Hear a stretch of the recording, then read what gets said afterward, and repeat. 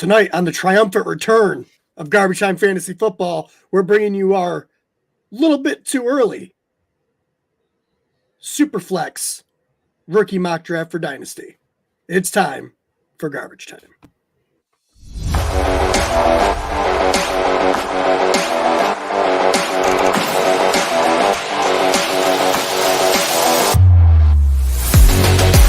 Woo!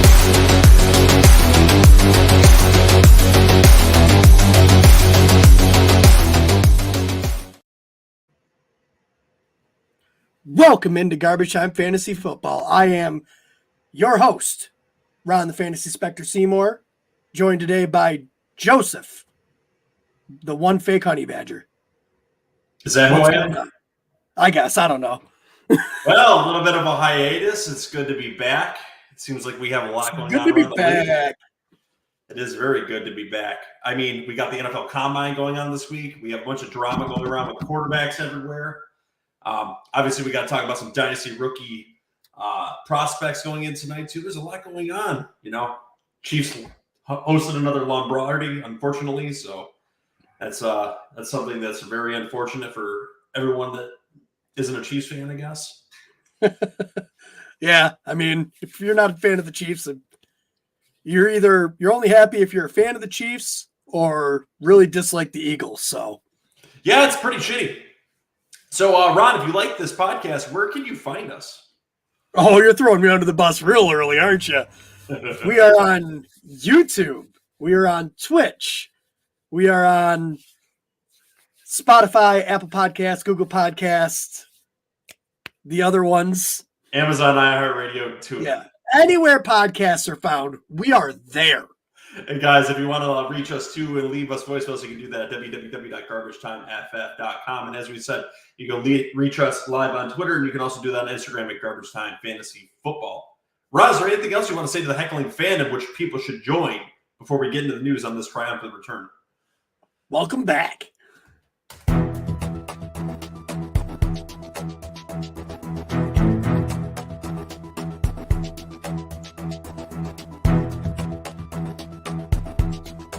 News updates. All right, we all know who does the real work on this podcast, so let me get us the news, and then I'll get your opinion on it. First little bit of news I have for us for the day is two players who were cut, and then we'll get into the wide receiver on your team, Carson Wentz and Marcus Mariota. Out of these two players, do you see any of them having any future fantasy viability? And what the hell happened with these two just falling off a cliff last year? They both may have like games here and there that they are fantasy viable, but not enough to ever really keep on your team. And what happened to them both? They both just aren't that good at football, whether it be a mental thing or a physical thing. Is Marcus Mariota going to ever end up on a team again as a starter? I don't think as a starter. No, I don't. Look at this. We already got a comment. We both hit the button at the same time. We were so excited. Well, why don't you hit the damn thing? Adam P., we are back. That's right. Let's fucking go. What's up, Adam? Welcome back. All right, so you had mentioned Marcus Mariota. You really don't potentially think he'll be a starter down the line, and you don't think there's enough teams to potentially make him a starter? Is he a career backup now going forward? I think he'll be a career backup. Obviously, he'll be a starter if someone sustains a long-term injury in the season. And I think it's the same with Carson Wentz. I think he'll be a backup for a little bit. Probably won't get another starting job unless someone's seriously desperate. My God, is that man's career just absolutely fallen off a cliff from the prospect of him being an MVP a few years ago, or an MVP candidate, getting injured and then just jumping around three teams at this point and now looking for a fourth team. Just the viability for him is just completely fallen off a cliff. As we had said, just like this upcoming player, which is no longer a New York Giant, I think you're kind of happy about this. Kenny Golladay, the man taking up a roster spot, the ghost of the New York Giants roster. I feel like, especially this past year with Dable coming in, Dable must have seen something early on in the preseason / camp where Golladay just wasn't putting in the work needed. For him to start, Darius Slayton and Isaiah Hodgins and Richie James over Kenny Golladay, it just shows to me that either Kenny Golladay really didn't want to be there, so really wasn't putting in the work. Or he just got his bag and he was more than happy to just completely stop working after he got paid. A lot of people are saying that. I don't know, because even when he signed with the Giants, I mean, he wasn't young, but even after the Giants contract, he still could have went and got another contract had he played well. You know what I mean? So, like... Here we go. Adam from the Heckling Fandom coming in here with the heckling work here. Danny Dimes to the Jets. You hear this today? So, Adam, actually, I've been hearing this the last few days, too.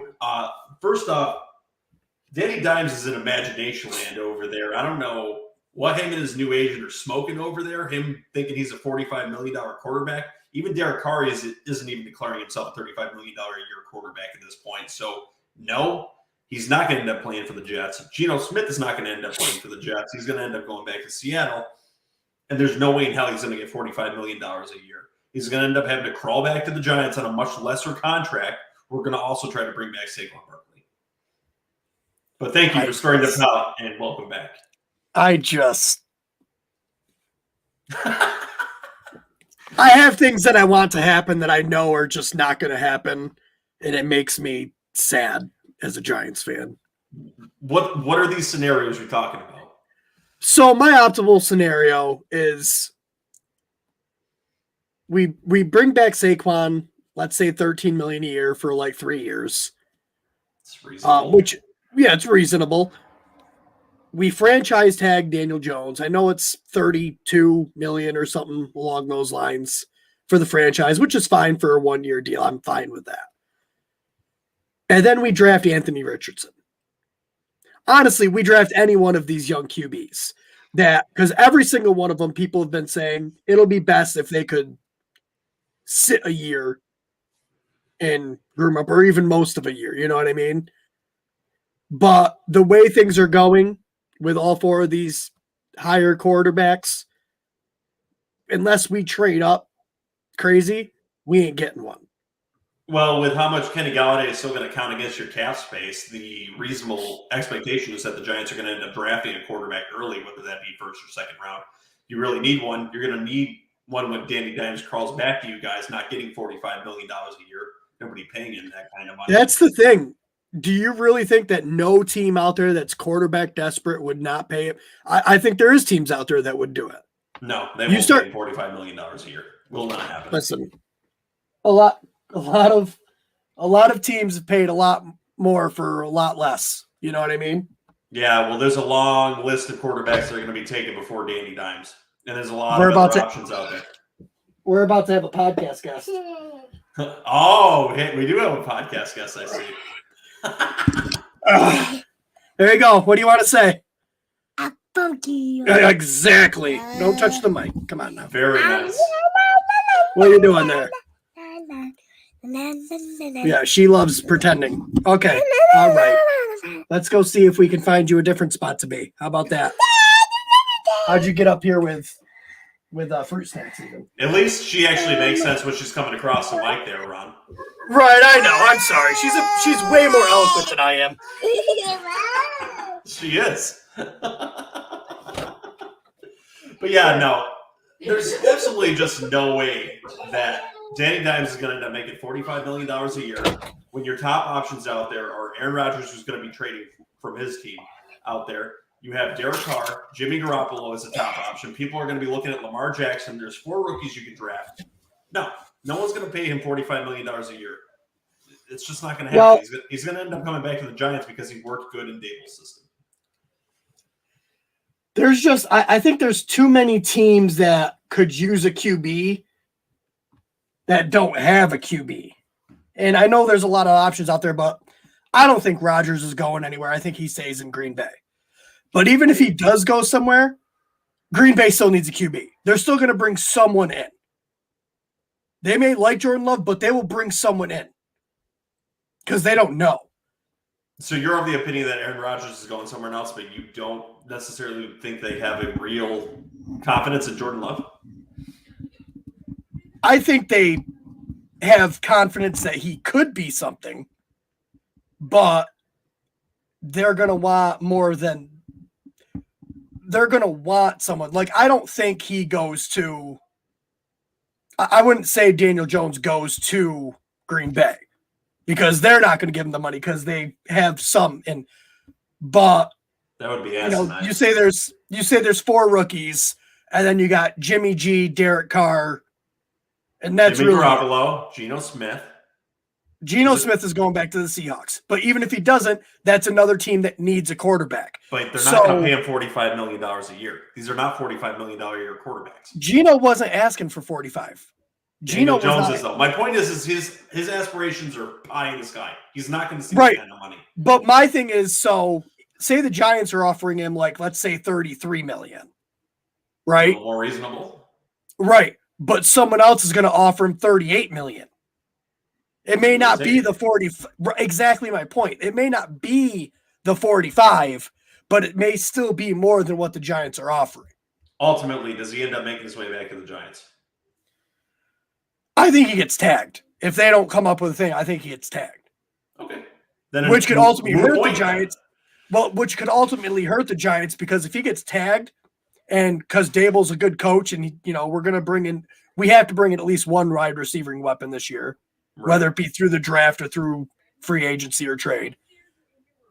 So if they get him a weapon and he does better than, let's say he goes from his 15 passing touchdowns to closer to 25.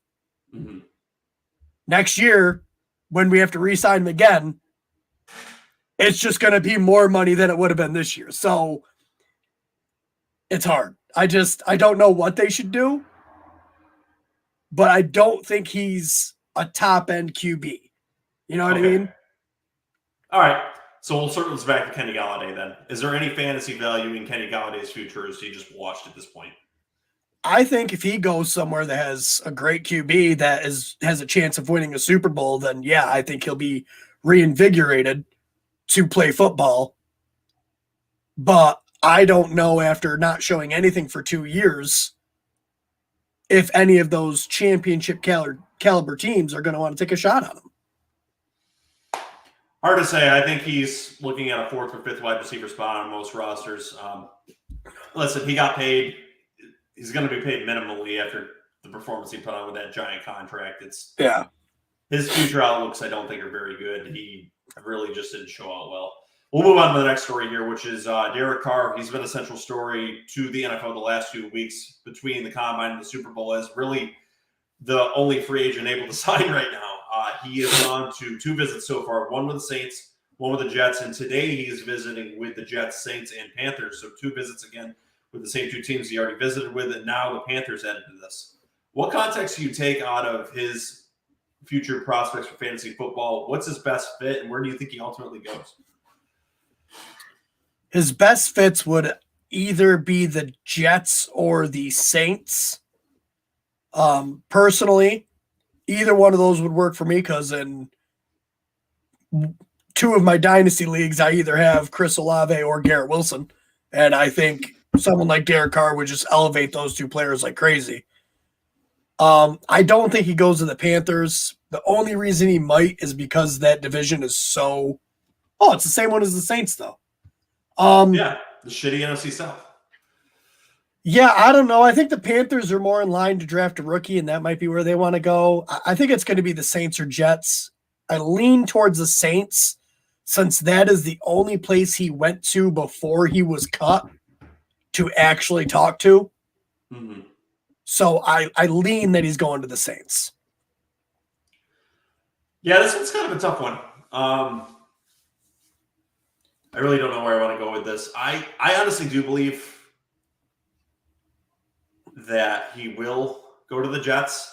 This is just, I think, off them ultimately getting sick of dealing with the bullshit that Aaron Rodgers has been putting them through the last few weeks, not deciding what he wants to do with his future, which I'm sure is very irritating to the GM. And it's better to have a bird in the hand than opposed to the ones in the bush. You've heard that stupid saying before, and guess what? They're going to get antsy. They're going to look to bring in a quarterback because the Jets just need an above-average quarterback, which I would argue Derek Carr is in probably the top 15 in the league currently, and they've got the offensive firepower to be a decent team competing for a playoff spot next year. So I think they're not going to want to wait around for Aaron Rodgers much longer. And if he keeps playing these games with them, even if he ultimately ends up wanting to go there, I think they're going to move on to Derek Carr. And I think you may see them push this contract his direction. And I think he has the best chance to win with the New York Jets too. So from a fantasy viability standpoint, I think Derek Carr could be a mid-level QB, pretty decent for Dynasty. Not really so much in one QB leagues. He's really that fringe top 12, but he's never really overly impressed. He's a 4,000-yard passer. The Jets' offense is probably still going to be pretty run-heavy and central, but it would really help out more the fantasy viability of Garrett Wilson and Elijah Moore, which I think could just shoot even higher. And with what they were dealing with the quarterback position last year, Garrett Wilson was still incredible. So just imagine what he would do with just a consistent quarterback like Derek Carr who doesn't miss games. Yeah. So I'm looking at – that's the one reason I think he would go to the Jets is because the Jets have the better defense. They've got good playmakers. Yeah. And the Jets have more money. The Saints do not have very good salary cap right now. And I wanted to look right here because I wanted to look at Alvin Kamara's contract because there's a chance I thought maybe they would hit him. But it looks like their potential out isn't until the 2024 season. We've seen this before with the Saints. The salary cap is imaginary to them. They just push the can farther down the road. The salary cap keeps going up. It doesn't matter to them. So I don't think money is really the objective here. It isn't going to be an issue. You've already started to see them move around those contracts already. They've already moved around 2 or 3 of them. So that's not going to be the issue here. The money I don't think is even a debate here. I think both teams are willing to pay him probably similarly. I think he's just going to go to the team that gives him the better chance to win, which I think will be the Jets. The only problem is the Jets as a team, I think, give him the better chance to win. But the division of the NFC South gives him the best chance to win, at least to make the playoffs. From a fantasy perspective, do you prefer him improving the game of Garrett Wilson or Chris Olave better? I think it would be even, honestly. Really? I think if you put – I see Garrett Wilson and Chris Olave as very similar ceiling players for fantasy football. You know what I mean? Mm-hmm. I think they both could just skyrocket. I think they both could have very similar fantasy ceilings with the right quarterback. So I think you plug Derek Carr into either one of those situations, you're looking at a, 100-plus target, 1,200-yard, 6 to 8 touchdowns type of player out of either one of them, assuming, they stay healthy and on the field. Okay, and where ultimately does Aaron Rodgers end up going? I'm going to say he's staying in Green Bay. I think Green Bay wants the divorce from him, but I see the timeline working out to the fact that I think he's got a limited amount of teams that are going to be willing to take on that contract because he's got a dead cap in 2025 at $60 million plus, so they would have to restructure that. And I think the only 3 teams that were really viable to begin with was one, the Jets, which I think they're about to close the door on that over the next few days because I believe the Jets don't have a GM that's going to have the patience for that. Give it just a few more days because free agency is right around the corner. He's going to sign the quarterback that's out there and available currently, I think. One was the Tennessee Titans, who look like they're starting to rebuild. They were a viable option up until later last week. They're absolutely cutting down a lot of their defensive players, cutting salary cap, moving away their offensive linemen. So they look like they're done doing the Band-Aid situations, and they're looking to bring in younger talent. And the Oakland Raiders have no money.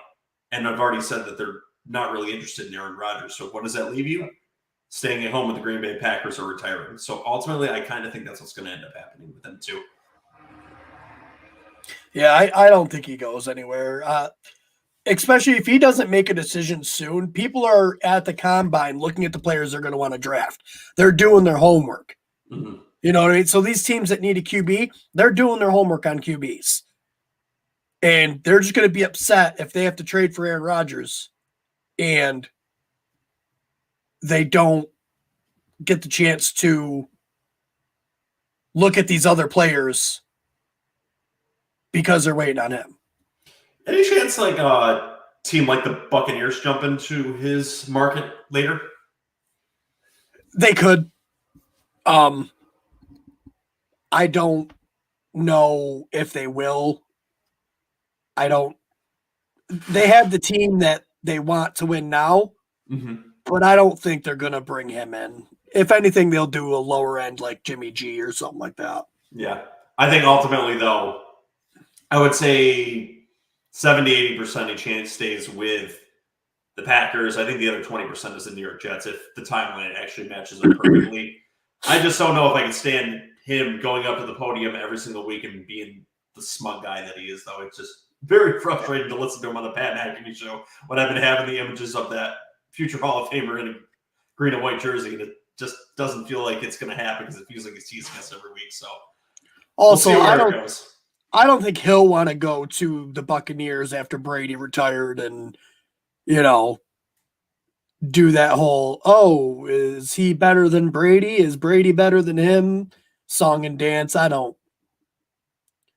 Does he want to do that where Brett Favre was with the Jets too? Does he want to just continue his legacy and stay with the Green Bay Packers? Like he's already proven he was a better QB than Brett Favre. Like, I mean, but he doesn't want to follow the same path, I don't believe necessarily. Yeah. He may want to surpass it. He's kind of got the ego to want to do that, but he may also just want to create his own path staying with the Packers too.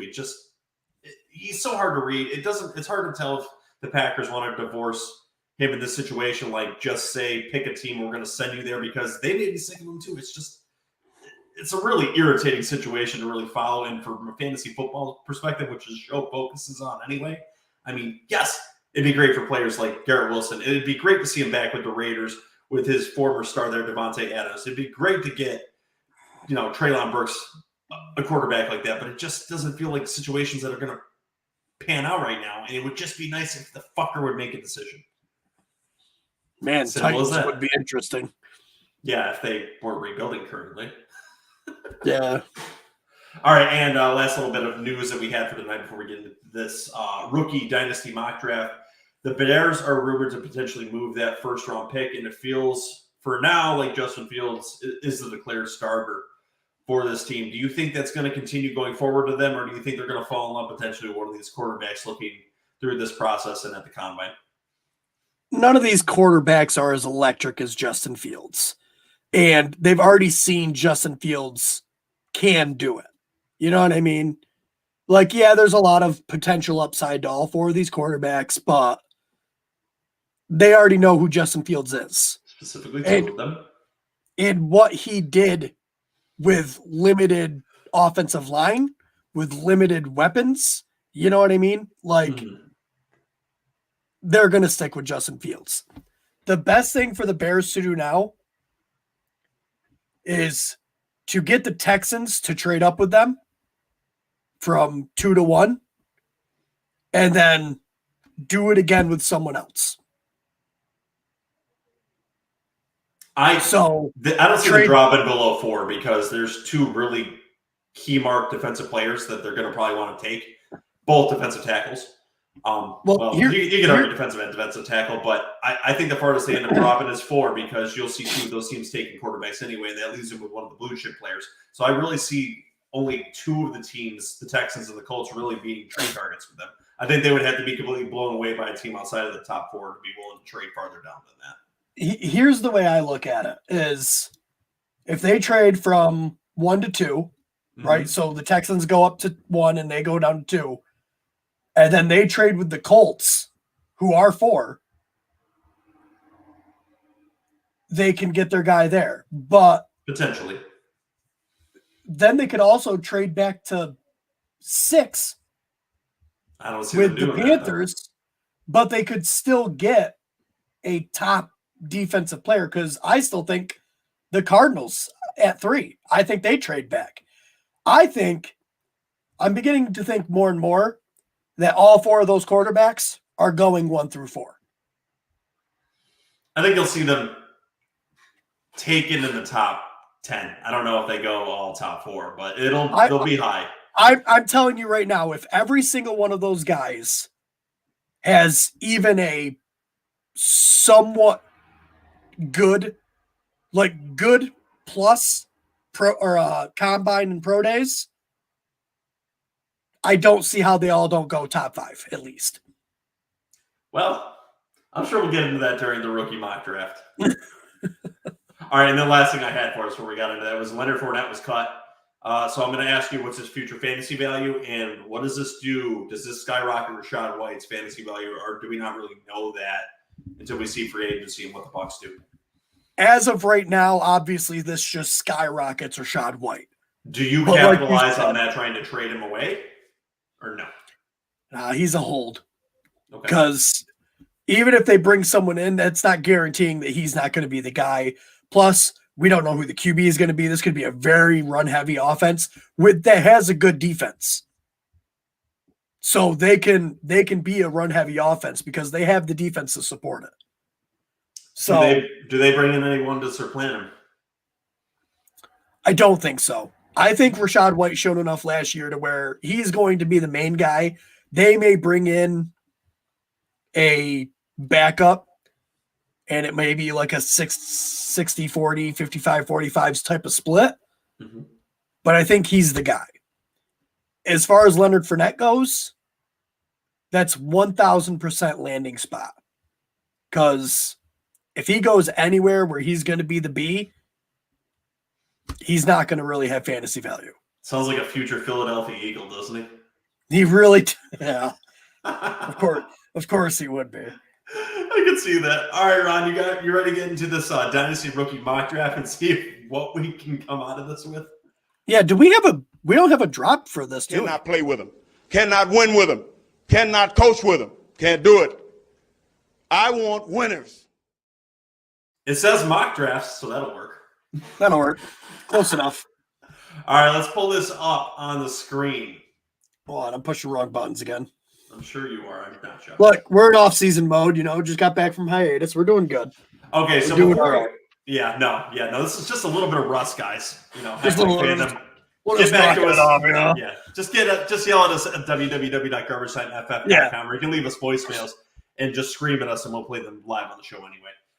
Yeah.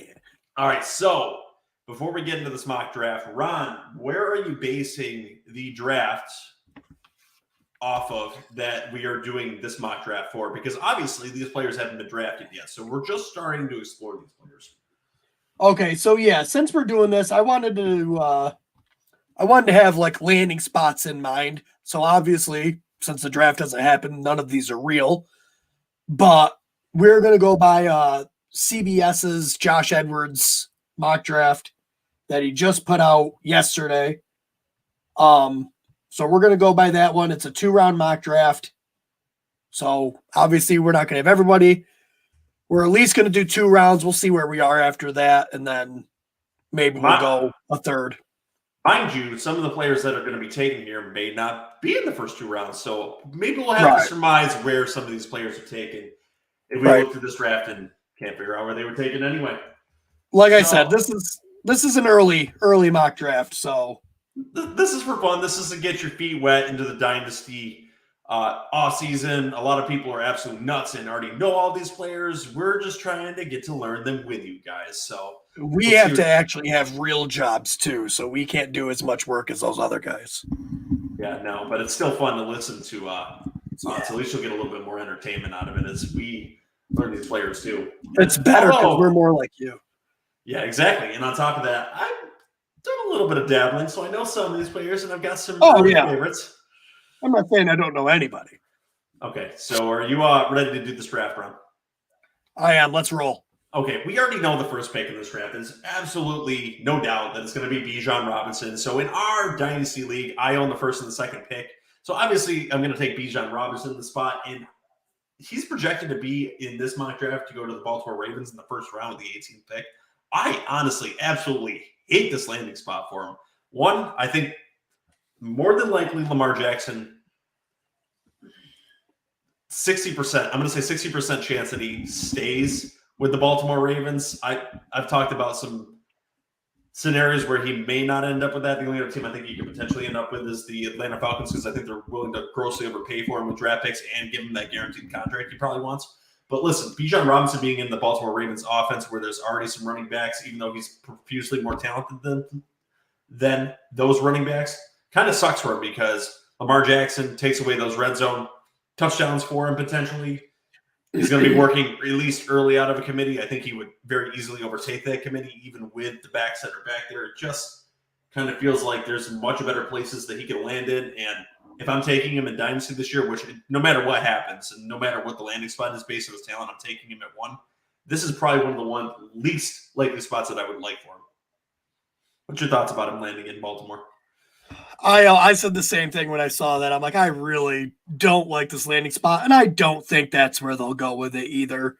I don't know why this guy thinks that, but I'm in the same mindset as you. They've gotten by with not as talented running backs, I guess, and made them very good just because of the scheme.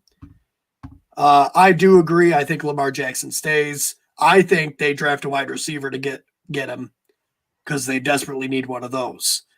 But Brian Robinson's talent is undeniable, so you kind of just have to take him 101.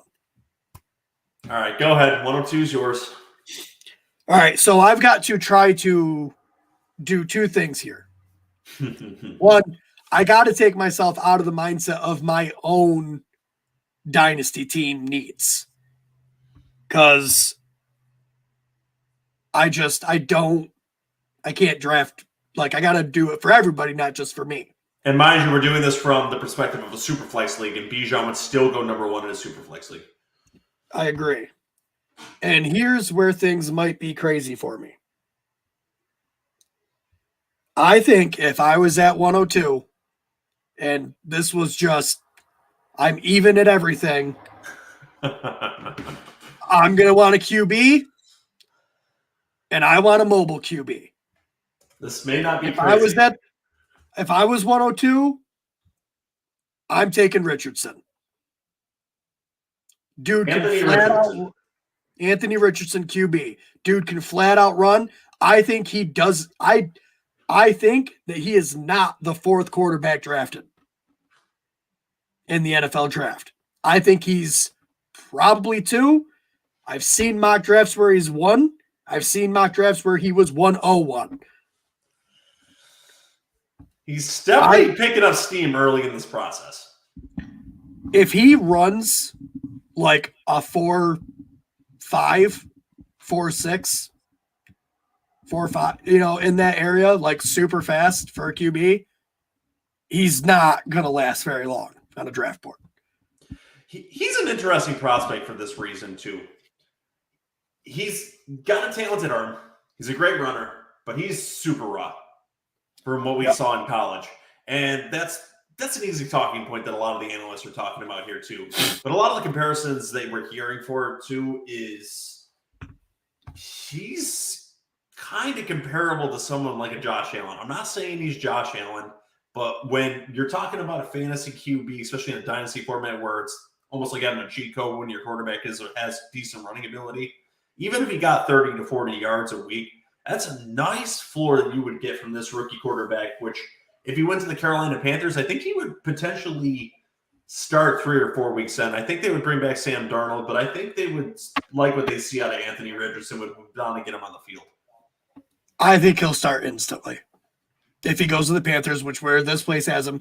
But what I like most about this kid is, he's mobile, and the biggest thing with mobile QBs is, they're going to get injured. You know what I mean?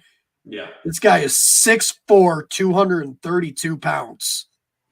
Like, he's a big boy, and he's got a big arm. Okay, so this is going to drop me to the 3rd pick of this draft then, too. So, all right, I'm going to just take Bryce Young in this spot here, too. So he's projected to go to the Indianapolis Colts, which I think could very likely trade up to number 1 in this spot here, too. And I think this is going to be a favorite trading spot here with the Bears, too. Bryce Young is short, but he has shown a propensity to be able to look downfield. He's a pretty good short and intermediate passer. He's all right deep, too. But the way he breaks down his wide receiver options is what really excites me, too. I think he can process very well, very good arm. I think he's the most QB-ready quarterback right now. And him going to the Colts, a team that historically have been able to develop quarterbacks, kind of excites me in this spot. So, yes, he's a little bit smaller, but it's not like smaller quarterbacks haven't been able to be successful in this league. Kyler Murray's still kind of up in the air, but he looks pretty decent. Drew Brees has been good in the past. So let's see where he goes with this in the combine, but I think he is going to break that mold of the Alabama quarterback not being a decent fantasy quarterback and I could see him having a nice top 10 ceiling here. Last report was he was 5'10" and a half. Real short for the NFL. Oh yeah. That's a little guy for the NFL. All right. So with pick number 4, we got Jahmyr Gibbs. He went to the Eagles, which I think is probably one of the best landing spots for these running backs. Just because, they don't use them that often, but you got Jalen Hurts taking off pressure, so a lot of read options. And, I mean, we saw, they got Miles Sanders is a free agent. Boston Scott, I believe, is a free agent. So they're only going to have Kenneth Gainwell, who looked all right, but they're going to bring someone in. And I think Jahmyr Gibbs is going to rise up in draft stock. I like his film from what I've seen. Not great in between the tackles, but good enough. And when you have Jalen Hurts, also ability to run, he's not going to be going up against 8-man boxes very often. So I think that would be a great situation. I would love to take him at the 104. All right. And so let me also put this out there. In our Dynasty League, you have picks 1 and 2. Yes. I have tried relentlessly to get number 2 from you, and most of that. Oh, come on. You sent me one trade. You haven't tried relentlessly. I've sent you multiple trades over the past couple months. You probably only remember the most recent. But that's all try to get Jahmyr Gibbs because I'm a little light on running backs. So that's how high I am of Jahmyr Gibbs, assuming he goes to a good landing spot. Obviously, if he goes to a team where it's not as good, it would change. So, all right. So this leaves us at the 5th spot here, right? Yeah.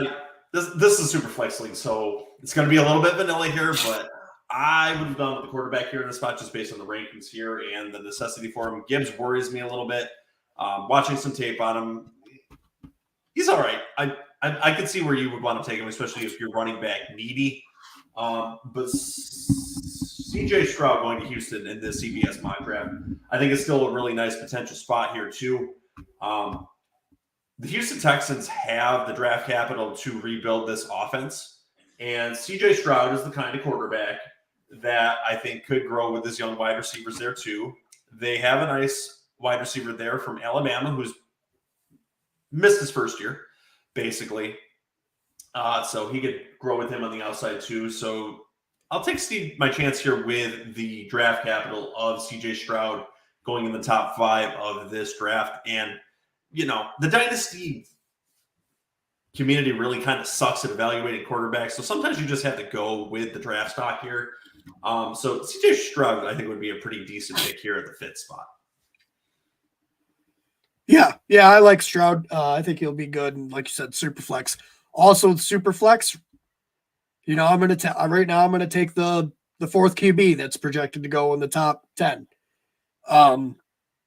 Will Levis, the 105. This has got him 105 to the Seahawks, which I think, that is one of the better situations for one of these rookie QBs to go to. If they don't bring back Geno Smith, I mean, you're walking into Kenneth Walker as a running back. You're walking into DK Metcalf and Tyler Lockett as your wide receivers. Like, probably one of the best spots for these rookie QBs to go is the Seattle Seahawks. So if he went there, honestly, he'd probably go before 106. But you can't discount the negative things that are being said about him, as well as some of the more positive things. So, okay, yeah, no. So honestly, he's the quarterback I don't really know what to think about in this class yet. I really haven't evaluated him that well. I know that he's highly athletic, similar to Richardson here too. But when he would play SEC schools, he kind of just felt like he would crumble under the pressure. That I didn't really necessarily like. I did like the intangibles that he had. I know teams always love intangibles. They don't necessarily look at the stats here too, but he just kind of feels like he doesn't have it to me, but I really haven't watched enough on him. Not to say, he may blow it up at the combine. He may do it at his senior day, and I may fall in love with the guy. I just feel like he's really a mystery to me at this point. He's currently probably my fourth quarterback on this list right now. I don't know.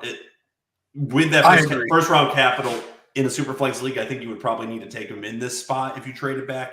But I would not love even the the pick. first round, but top 5. Like, you know what I mean? Like, outside of like the running backs, these 4 quarterbacks have to go early if they get the top 5 draft capital, top 10 draft capital, like they're going to get. Okay. All right. With the next pick with this fantasy rookie draft, I'm going to do Quentin Johnston for the Houston Texans in this spot. He is taken at spot 12 to pair with his quarterback. Listen, Quentin Johnston is the kind of wide receiver that has got a different build than any other wide receiver in this draft. He's tall, he's physical, he takes the ball away from corners. He's got some nice moves on the field too. Feels like he could be a pretty powerful red zone target there for the Houston Texans. If this is the way they decide to build, he would probably be their number 1 wide receiver.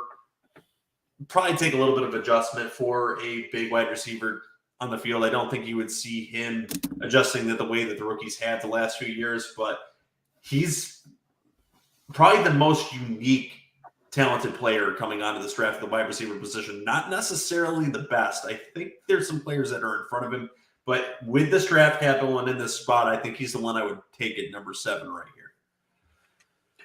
Yeah, Quentin Johnston. I've heard he's the big guy, right? He's the one that's 6'4", 215 pounds. I've heard this last season he kind of, I think this is the guy they were talking about, where he kind of gave up on the team. Like, he just kind of went out there and didn't really look like he was giving it all and still had a pretty good year. So people are a little worried about his work ethic, but I think he's going to be a beast. I don't have too much worry about him. All right, where are you going next? There's probably going to be a little run on wide receivers here. So he's not my next highest rated wide receiver, but as far as landing spots go in this mock draft, I guess, he actually fell to the second round in this mock draft to the Bears, and that's Jackson Smith-Njigba. This would shock me if he actually fell that far to the Bears, and I'm sure JJ would jump up and down if that happened. Well, he's not in love with Jackson Smith-Njigba, but I'm thinking I bet you he would be in the second round. Yeah, but like there's other ones like Jordan Addison and Zay Flowers that in this mock draft went before him, but I didn't care for the landing spots as much. Like, not that they're bad landing spots, but they're crowded landing spots. Mm-hmm. And when I'm drafting someone in the first round of my rookie draft, I would prefer that they're playing at least earlier in the season rather than maybe not at all this season. Great slot receiver. A lot of people are saying he's more of a slot wide receiver. He has come out and said, no, I could do more than that. But Steve Smith came out and said, this man has a PhD in running routes. So, route running is very highly touted in the NFL. The ability to make separation is going to would really help Justin Fields in, easier targets for him when he's scrambling around. I honestly think the Bears is probably one of the better landing spots for a guy like Jackson Smith-Njigba. Okay, I'm going to throw a flyer up here that's not even on the draft board in this draft because I don't really love the landing spots of, as you said, the wide receivers in this draft because a lot of them are in crowded rooms. So I'm going to take a flyer on here for Zach Charbonnet. I think he is a very talented running back in this backfield. I love what I've been seeing out of him. Early in his career, he had this thought that he couldn't catch out of the backfield. And then we look at his junior and senior years, and he was catching, between 25 to 35 balls a year, I believe. So those potentially could have been dump offs, but we see that complete kind of workload coming from him. And I think if he ended up going into the right situation, which there isn't many of them in the NFL anymore, he's got that nice 3-down back where he does things solidly. He's just an all-around complete back. And you could see him get that kind of work, I think, initially early. So if he goes to teams like, I'm trying to think of somewhere where to pair him, maybe like the Rams, who could probably use a running back. I think that could potentially be a nice fit for him too. I just like the talent and the first-round capital I would be giving to this spot here too, especially if I desperately needed a running back where I think there's a little bit of a drop-off after him. So I think this is a good spot for him considering where the other wide receivers in this mock draft have gone. So look for Charbonnet to sneak into some first-round drafts, I think. Yeah, I was shocked to see that he wasn't in the first 2 rounds here. Maybe they don't have a second-round pick. It just goes to show that teams discount so the running back position anyway. One of the spots where I want to see a running back with high talent go is the Miami Dolphins. And people have been wanting that for years, and that would be a great spot for him too. If he fell to the Dolphins, hell yes, I would take him in the first round of my rookie mock draft because, well, let me even put it this way. If he goes to the Dolphins, we'll say in the second round, in our league, I have picks 5 and 7. He won't make it past 7. Good to because know. I think that is one of the best spots for any running back to go in the NFL because they're running the San Francisco 49ers run game scheme. And you've got Tyreek Hill and Jalen Waddle, so you can't stack the box. You just can't. I don't care who your quarterback is. So I really like that. If he goes to the Rams is another really good one, or the Dolphins. Yeah, definitely. So you got the 10th pick. So what do you got for us? Well, I'm going to have to go with just straight athleticism here.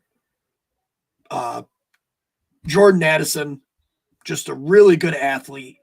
A lot of people have him as the best wide receiver in this draft.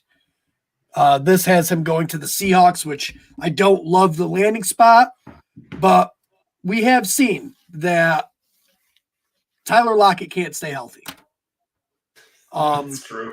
You know what I mean? Last year was one of his first truly healthy years, and he still, I believe, missed a couple games. If they move on from Geno and bring in a rookie, in the slot, he could really help out a rookie, even if Tyler Lockett's still on the field. So I think if it's not this year, which I don't think the Seahawks make this move just because they have Lockett, they have Metcalf, but I think his talent, he's just has to be taken in the first round talent alone. Yeah, and for him to fall that far, I think you would just really have to take him in that spot. The next pick that I would have here, and I really like the landing spot just based on the fact that there's not a lot there in terms of targets. I really think that this team's trying to move in a different direction because Derrick Henry could potentially be retiring there. I'm going to go with Jalen Hyatt for the first pick of the second round. Hyatt is someone that I think is kind of overlooked in the wide receiving core of this draft right now, and I think that he could end up coming up the boards here too, and I think this draft actually does show that and has a good evaluation on him too.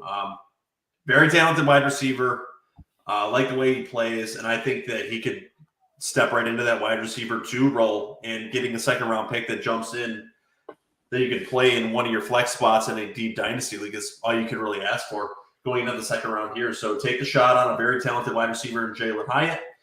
And the Tennessee Titans, I think it would be a pretty good fit. Well, yeah, that's a good pick. Right here, in the second round, if I can get a player that's drafted in the first, I'm going to do it. Zay Flowers, according to this mock draft, is going with a 23rd overall pick to the Minnesota Vikings, which I don't think that's the best landing spot, but Thielen is probably gone. So it would probably be Justin Jefferson on one side, Zay Flowers on the other. Obviously, Justin Jefferson's going to get all the attention.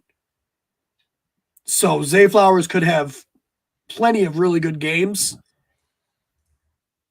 So I don't think it's the best landing spot, but I think it's a pretty good one. Give me just one moment. I know I saw one of our favorite tight ends taken very early in this draft. That would be Michael Mayer. That would be. And where did he end up going? I'm looking for him in this draft. Pick 15 to the Packers. And I remember that I absolutely loved the landing spot here. And if Aaron Rodgers was to stay there, Mayers has been described as a very solid tight end that could produce in the first year to the level of a Pat Freiermuth by a lot of analysts. Now, that is very difficult to see that actually happen because tight ends typically take time to develop. But there's no reason why you couldn't take a developmental tight end, especially the first one in the second round after you got your nice piece in the first round, especially if you're looking for that tight end separating kind of player when there is usually only 3 or 4 top tight ends in your league and the rest of it is just a big pile of the same shit. So take your chance on him in this spot. He could develop nicely, potentially with Aaron Rodgers or Jordan Love in those spots. He'd either be the security blanket for a guy coming in after his 4th year, or Aaron Rodgers could be throwing him the ball. So give me Michael Mayer as the first tight end off the board in that spot. Well, I'll see your tight end. And I'll raise it. Because Dalton Kincaid is, said to be the second best tight end in this class. Also said to be very good. I've heard Jason Witten comparisons, which not super athletic, but very good pass catcher and can stay in and block. So, won't ever have to come off the field. And he went with the 28th pick to the Cincinnati Bengals, another destination I really like. Look at. Yes, they have Jamar Chase. Yes, they have T. Higgins. Yes, they have Tyler Boyd. They're all 3 not going to be there for much longer. They're going to be able to keep 2 of them probably, but it all depends on Joe Burrow, what he wants for a contract. Jamar Chase is going to demand a huge contract. T. Higgins is going to want a huge contract. So they're going to end up losing some of these pieces, and that'll leave Dalton Kincaid in a very good spot to soak up a lot of targets from one of the best quarterbacks in the NFL. Have we taken Boutte yet anywhere? No, your Boutte has not been taken. Yeah, no. Boutte has not been taken. And was it last year or the year before, he was looked at as potentially the number 1 wide receiver I believe it was probably 2 years ago. He was looked at as the number 1 wide receiver prospect from LSU going into potentially this draft. But he is a big question mark. I don't believe he showed up in the first 2 rounds of this mock draft. Did he? He did not. Nope. So we are going to be going teamless here with Boutte. And I'm going to throw him, just for the hell of it, on a team like, off the top of my head, let's give him to the New Orleans Saints, who could potentially use another wide receiver there and could potentially have another quarterback there. So Boutte is a very talented wide receiver. The personality issues are completely overblown. So listen, he kind of got away from school and got away from playing because I believe he had a kid on the way. He had some other responsibilities and some stuff going on in his life. But when you potentially could take a wide receiver that could be ultimately one of the best in this entire class, I'm willing to take the risk on him here. So give me Boutte in that spot. Yeah, that's not bad. I just seen who I wanted to take, and now I lost it. Did you? I did. All right, I'm going to do your thing. I'm going to take someone that's not on this draft and put him where I want him. Where's that? And I'm going to take Sean Tucker straight out of SU, right here up in our good old CNY that we live in. There is a lot of opinions on Sean Tucker. Yeah, I don't mind him. I think he does have some stuff to get out, but it's all going to work out fine because he's going to go to the Miami Dolphins. And he is going to be... He'd be a first-round pick in your eyes, then. No, I mean, if I could get him later, I would. But I do think if he goes to the Miami Dolphins, you see him go at the end of the first round. I wouldn't be shocked.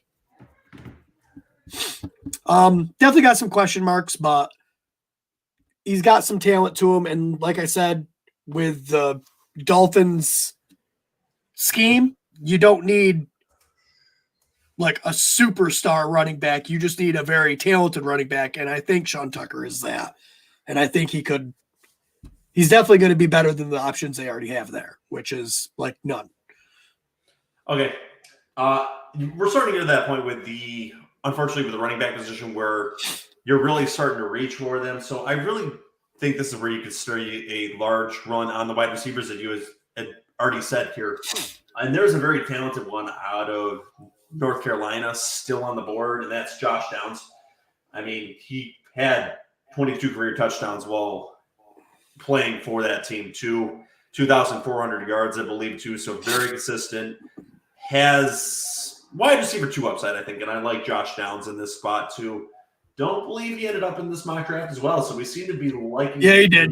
He went to the Saints in the second round. I mean, if Boutte doesn't go in that spot, I'll take him in that spot. So yeah, we'll take Josh Downs in that spot. I like it. What do we think about that? Maybe they'll have 3 wide receivers going into this. We just drafted 2 into this. I haven't heard a lot about Josh Downs yet. He's 5'10", 175, so he's a little bit on the smaller side. And not very many wide receivers are successful at that size. They try to compare him to Antonio Brown. Don't do that. Antonio Brown was an outlier. Josh Downs would have to be his own wide receiver. I believe that he did gain a little bit of weight, though, too. They were trying to show that. We'll see when he comes in at the combine. Yeah, we'll see what he runs at the combine. 40 time, 3-cone drill, his agility and all that. But yeah, these smaller wide receivers are very hit or miss, mostly more misses than hits. All right, I'm going to take a quarterback that got drafted in the second round in this mock draft to a team where he's going to be starting another guy. I don't know a lot about this guy, but he's going to go in with a chance to start for an NFL team and a chance to be throwing to Devontae Adams in the I almost said Oakland, Las Vegas Raiders, and that is Hooker. He's got the size you want to see for a QB. He's listed at 6'4", 218. We'll see what he does at the combine and everything, but he could be starting just by default alone. Get him at the end of the second round in a super flex is just great with me. So let me tell you about Hooker there for a second. So he played out of Tennessee, and he was thought as one of the better quarterbacks coming out of this potential class. It's the injury that's really holding him back. They said he could potentially miss half a year because of his injuries, which is why he kind of fell on the boards here. In Oakland, they are going to look to potentially take Las Vegas Raiders. That could be a team that could potentially take someone like a Jimmy Garoppolo. If Hooker ended up behind him, Jimmy G is the kind of quarterback that never plays for a full season. You could see him play 7 or 8 games and go down. And I think there's a very high chance that Jimmy G ends up with his former offensive coordinator there on that team. So this could very well be a scenario where you see him go down 7 or 8 games of the season. Hooker comes in, and he's a lot better than expected and just runs away with that job. And, hey, look at that. Super flex league second-round pick. You ended up with a quarterback, and now he's starting for your team. All right. Yeah. Next player I was looking at, this guy is a running back that I think you kind of got to take a chance on in this late into the second round, but Kendre Miller. So Kendre Miller is immensely talented and kind of gives you those feelings of someone who we had. He kind of feels like he could be the next James Robinson. Like when I actually watched him a little bit, and that's the kind of style that he played into. He feels like he can just move the chains quite a bit for you. There's not really a landing spot for as of now. Maybe somewhere like, I don't know, Buffalo. They like to run a committee. They don't really know what they've got back there. They've got a cook, but they could potentially lose Singletary as an option. I don't know. I'll throw him there. I think he's talented. There's some better options here, but I'm just taking a chance on someone who I really like the film on him, honestly. All right, so the last pick that we're going to make today, I'm going to take Marvin Mims, wide receiver out of Oklahoma. I am not on the Mims train. I do not like Mims, but go ahead. Well, a lot of this has to do with landing spot. And in this draft, it's got him going to the Chargers. So I will take him having the ball thrown to him by Justin Herbert. Keenan Allen is getting older. There were already talks that, it's probably not going to happen, but there were already talks about him being traded or cut even. And Mike Williams can never stay on the field. So they were having people like, I can't even remember their names right now that were catching the ball last year because Keenan Allen was injured and Mike Williams was injured. So you had these randos that were getting the ball thrown to him and putting up numbers. So I think if he comes in, can carve out a role, he definitely would have starting flex value probably by the end of the year. And going into next offseason, he might end up being the number 1 or number 2 on this team. So sometimes landing spot matters more than anything. Give me someone that's tied to a young QB that is very good. So, Ron, you don't want to guess on the players in the third round yet? Nope. You haven't gone that deep yet? No. I'm going to hit the start mock draft button and see if it does these last 2 rounds, though. Let's see what it gets for us. Oh, shoot. Hold on. I don't know if it's going to do it for you. Where's the button? You may just have to end it here.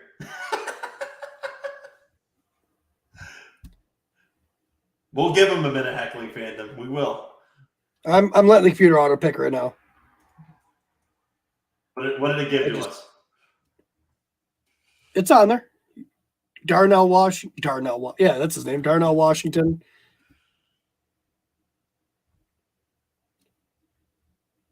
Tanks Bigsby is a name that I recognize. I don't know a whole lot about him yet. But you have a name like Tank Bigsby and Ron Seymour may take him. Yeah, I mean, just name alone. First round, you know what I mean? Stenson Bennett, isn't that the really old QB? From Georgia, yep. Yeah, that just won the bowl game there.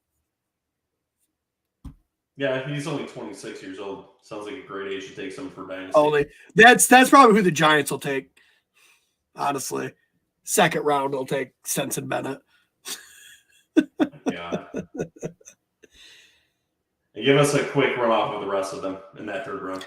All right, so third round, it went Darnell Washington, C. Tillman, I don't know all their first names, Zach Evans, T. McKee, that's fun to say, R. Jarrett, D. Achane, Tanks Bigsby, A-Chain. C. Brown, A-Chain, oh, A-Chain.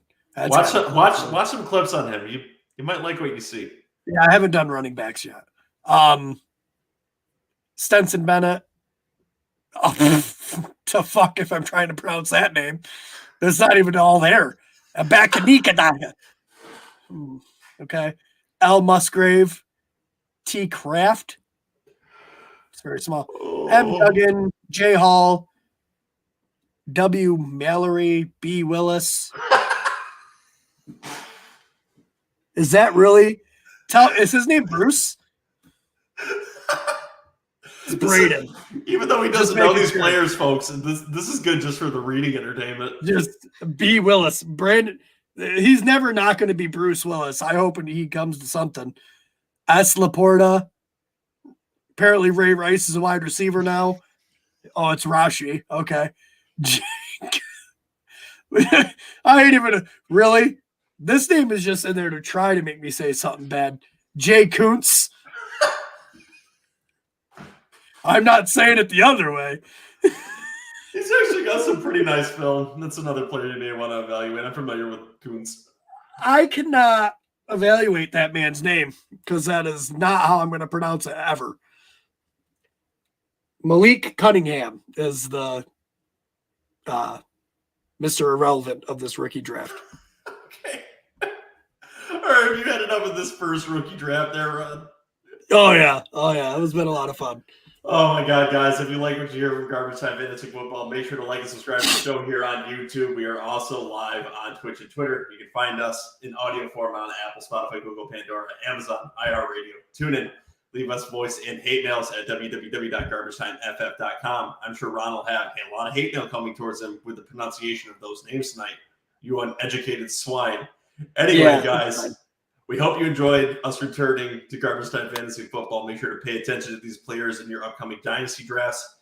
Guys, get into Dynasty Leagues. They're a lot of fun. There's something you pay attention to year-round if you have those crazy football obsessions like we do. And again, guys, thanks again for joining us. Welcome back to the offseason with us. We'll have a lot more shows going forward. Have a great night.